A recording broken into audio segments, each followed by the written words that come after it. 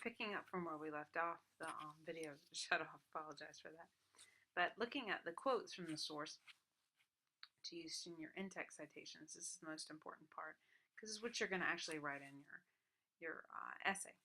So you're asking yourself, what is in violation? What human rights are in violation?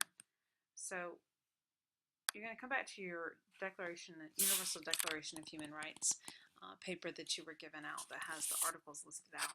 If you've lost this paper, that's okay. If you just type in a search for Universal Declaration of Human Rights, it will come up here with the articles. So looking here, you're thinking to yourself, what is in violation? So let's look back at your African slave trade article as your example. And just randomly looking at this, I can see here, the traders frequently beat those Negroes which objected to by the captains and used them with great severity. All right, so maybe that's the quote that I want to use for my paper. So I would copy that onto my notes packet.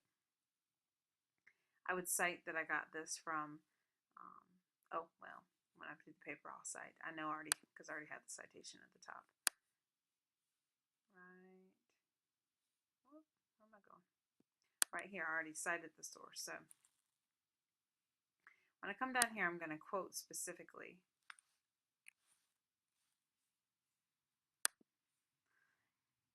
the source. And I'm going to say, all right, what is in violation here? Which one of these articles is in violation? So beatings. If I look back here, I can see here an article, let's see, 5. No one shall be subjected to torture or cruel, inhumane, or degrading treatment or punishment. Well, beating seems to fall under that in my opinion. So I would come in here and I would say, there's my quotation of the source, and it violates Article 5. And why? Because beatings count as torture, beatings count as inhumane treatment, degrading treatment, so forth. Okay. Now this is where you need to be careful, because you only want to pick 3 articles from the Declaration of Human Rights to use here.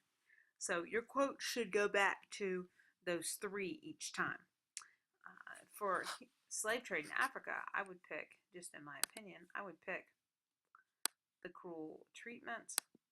I would pick no one shall be held in slavery or servitude, because those seem very, very obvious to me.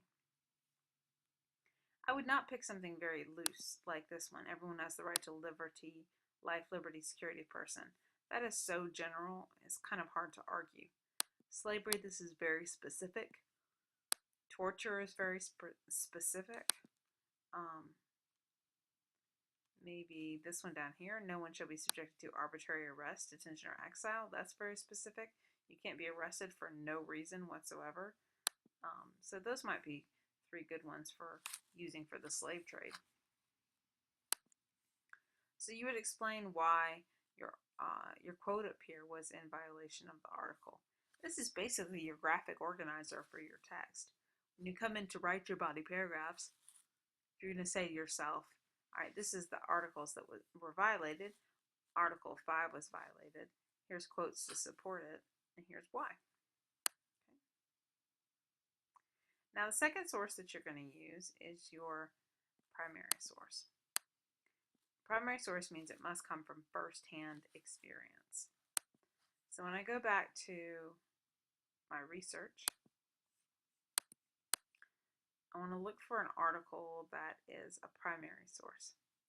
The easiest way to do this is to put your topic, slave trade in Africa, and put in primary source. You can put in first-hand source, first-hand account. Those are good words to use. Okay. So I'm just going to try. I'm going to click around it. It'll probably take you a little while to find it, something that fits. This is an excerpt from a 1788 document describing the capture and kidnapping of Africans. Okay, so this is definitely something. It's from the time period, 1788. I've got it specific here. I can't copy and paste it. I'm going to have to type it out because it's a PDF file. And I want to make sure it has an author's name so I can use it. And here we go. Here you have the author, gives the citation information. So that's great. This would be a great source to use. I would need to come through and read it and say, okay, does it have anything about being ill-treated, about being arbitrary arrest, something like that? I would think kidnapping. Here we go with kidnapping. Definitely.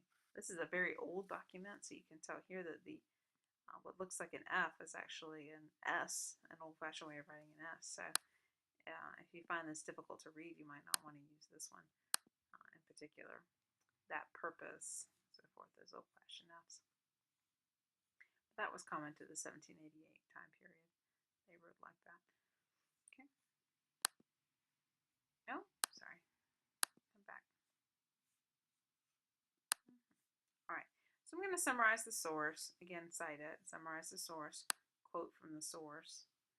And then I go back to the Universal Declaration of Human Rights and what's in violation. Again, I'm only going to use those 3 that I picked. It doesn't. Not every source has to have all 3 articles in violation. The important part is that you are only using about 3. You can go back and use 2 if you want to. 2 to 4, I would think, would be appropriate. Now, source 3 is a choice source. Or, excuse me, source 4 is a choice source. Choice 3 is your literary source. You can go ahead and write here, literary. What does that mean? That means that the source is from the one that I have given you. Your literature or your fictional source. Okay. So in here you have Stay Alive, My Son, you have Travel Scars, whichever one you chose, you have that source. So you have that one already. Now, knowing this is a fictional source, you will take that in consideration when you're writing your paper. This is a nonfiction paper. Here's a fictional source that explains some more in detail about how somebody might feel in that time period. But knowing, of course, that this is a fictional source, you have to take that as you're writing, and know that this is sort of elaborated on, so forth. Okay, so that's how you complete your notes packet. Remember, that is 20 points of your grade if you look at your rubric at the end of your research paper document.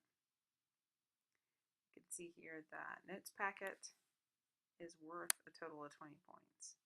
So if you do the whole essay, it's beautiful, 100%.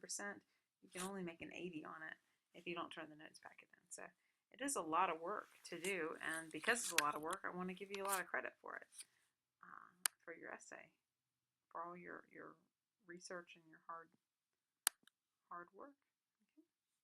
So that is your paper in a nutshell for your notes packet, and hopefully you understand how